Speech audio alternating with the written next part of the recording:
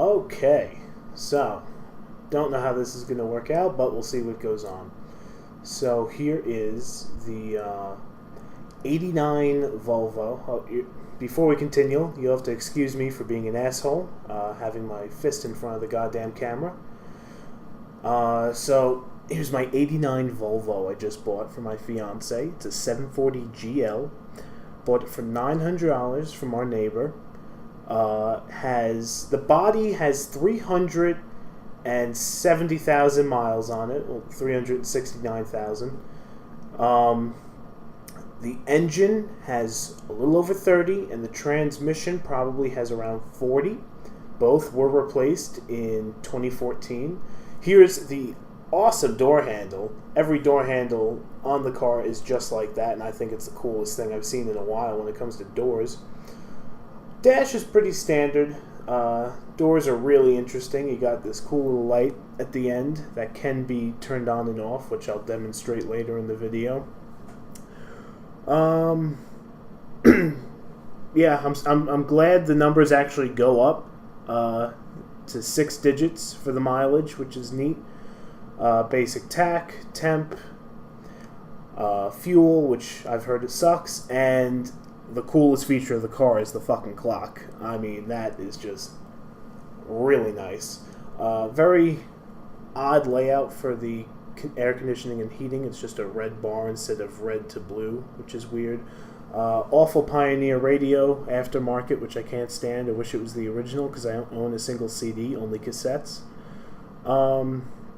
Excuse this pile of crap I got. It's a 4-speed automatic transmission with a neat little button on the side. It's the 4th gear disengagement button, so I guess it just shuts overdrive off essentially. It's neat. Only going to use it when I'm going up in the hills. Both seats are heated seats, and what is nice about them is that the passenger heated seat will only heat up if someone's sitting in it. The seats are covered with what I was told is sheep wool. The worst sun visors I've ever seen. They come down nice, but they honestly feel like they're just made out of thick cardboard. It's just the interior with this car is just god awful. I mean, the plastics are just very poorly made. But that's pretty much the biggest downside about the car. Other than that, it's not too bad at all. I mean, you could see here the previous owner did the best he could taping up the little pocket there just to prevent it from getting any worse, which I can appreciate. He did it with the passenger side as well, which is nice. There is some more taping in minor areas, and you'll see a pretty big one later on. The mirrors have an easy way of adjusting them with this little knob. I like it. I mean, it's better than my van and the Pontiac. I mean, I had to go out and hand move them. I mean, this is just a fucking breeze. Pure luxury we're talking about here. He put this protective thing over it so it doesn't get sun damage. These lights, I'm actually using them for the first time right here in this video. Didn't even know if they worked or not. Thankfully they do. So is the back one. Probably never going to use them. Oh, what else? Oh yeah, power windows, which is nice. The middle one is child lock windows, if I remember. I don't know. Hell if I know. The way you open the door is freaking neat. You pull this lever back like it's some type of machine. I mean, that is just freaking cool. And no, I don't open it that awkwardly. I was just demonstrating it. Oh yeah, the nice little carpeting is way better than the 90s Chrysler crap I'm used to seeing. And it's not that bad of a design either.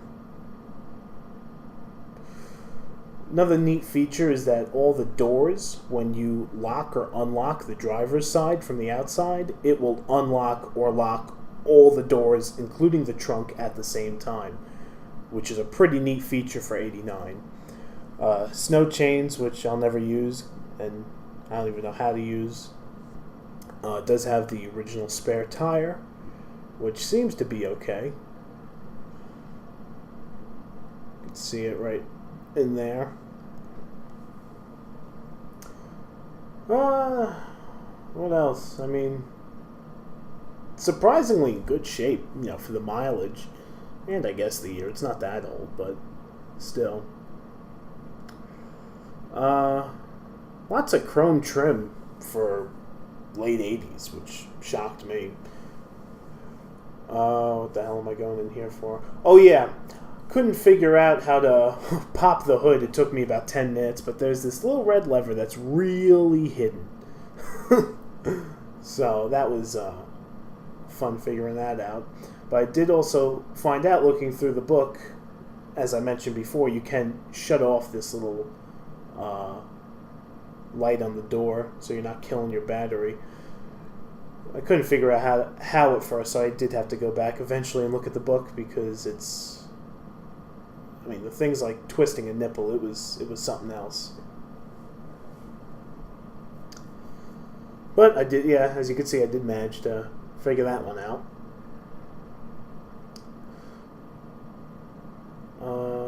Yep, that's that. Oh yeah, which we passed, the lights. That middle switch is for the rear high beams, I think it's called. I don't know why the fuck you would ever need that.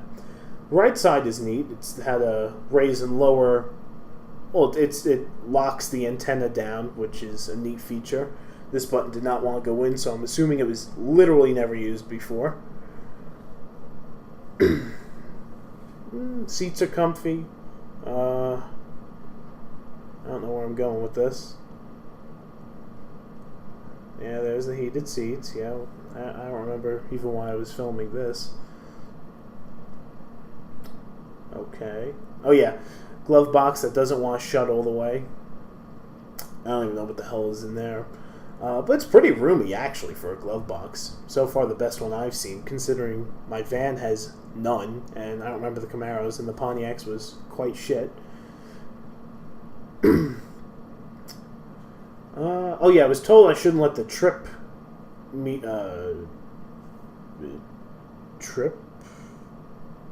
thing go over. Anyway, so here's the engine bay. Hood opens up pretty nicely. I mean, I was shocked it was going that high. There's the turbo. I was told it's not a turbo model, but clearly there's a turbo. I mean, the engine bay's clean, but obviously because it was put in 2014, I'm assuming it's a new motor. There's my blinker fluid, if I'm not mistaken. I'll have to check in the manual to make sure, but it did seem at a decent level. And yeah, that's my auxiliary blinker fluid container. So both were in good shape, thankfully, although I am having issue with the blinker occasionally, which I'll get into later. But yeah, I mean, the engine's fairly clean. It doesn't look like it's going to be too much of a spaghetti nightmare to work on, which is always good news. I don't know exactly what motor it is. I don't speak Swedish, so someone is going to have to decipher that one for me. But yeah, neat motor I plan on working on. The shop that did it has been seeing this. Oh, whoa! Forgot about this part. Look how freaking tall that goes. Literally 90 degrees up. I've yet to see a vehicle do that. I mean, that is fucking something else. Look at that. I mean, holy shnikes, man. It reminds me of that scene from fucking Tommy Boy. I mean, god damn. That is just cool. And, yeah, I had I actually only found that out by looking in the user manual. Oh, yeah. First vehicle I've ever owned with a working hood light. So, I think it's cool that that's kind of, you switch it on and off, and it doesn't just come on the moment you pop the hood. Oh, yeah. Look at this. Handles for every side, right? Well, driver's side, I thought was, fell off. No, that's just, they didn't give it one. It's just these two little covers that they felt the need to put there. Mind you, it's the cheapest plastic in the world. Like, the entire interior of this fucking car. But, horn has actual buttons, not just a pressure point in the middle, which is nice. Always can appreciate that. Yeah, okay. Guess I can't get over touching the nipple thing.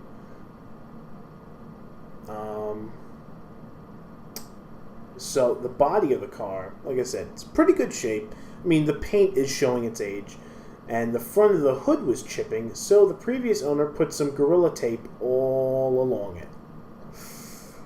Yeah, doesn't look that... I mean, he did a decent job for what it is. I mean, I didn't notice it until he told me. That's not the best part of the car. The best part... Oh, right, yeah, the bumper's a little chipped right there, but that's nothing.